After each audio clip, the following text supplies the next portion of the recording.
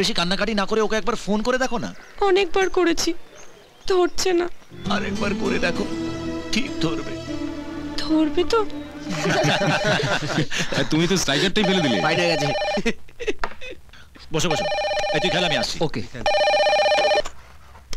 Hello hello hello, তোমরা একটু খেলো, আমি একটু আসছি। হ্যাঁ কি আমার হ্যালো।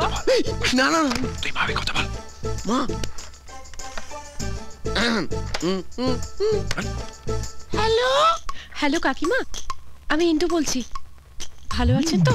হ্যাঁ, এই তো সবাই খাওয়া দাওয়া করছে, মানে খাওয়া ঘুম সব চলে গেছে। আমাদের বাড়ির সবাই কান্নাকাটি করছে। কি হয়েছে কাকিমা? আর বলো না, আমার ছোট ছেলেটা এখনো বাড়ি ফেরেনি। দিনকাল তো ভালো নয়, মানে রোজা হ্যান্ডসাম, কোনো মেয়ে হয়তো প্রেমে ফাঁসিয়ে হাবুডুবু খাচ্ছে, সাঁতার জানে না, বাঁচবে কি করে? সে কি, ও সাঁতার জানে না? না, কিছু জানে না, একেবারে হাবাগোবা। তুমি পিঙ্কির সাথে কথা বলবে? না ঠিক আছে, আমি কালোর সঙ্গে কথা বলে নেব। লাগে তো। তুমি বেঁচে আছো? তুমি কি ভেবেছিলে আমি মরে গেছি?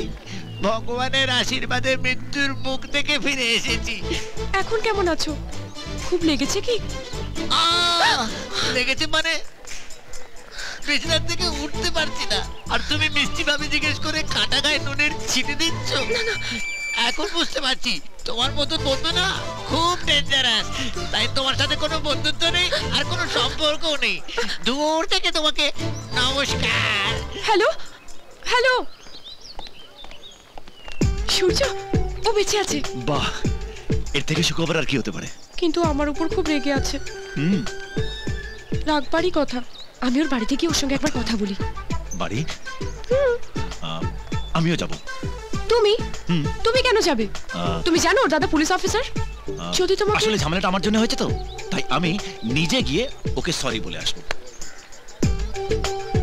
কিন্তু কিছু হবে না তো? না না, কিছু হবে না।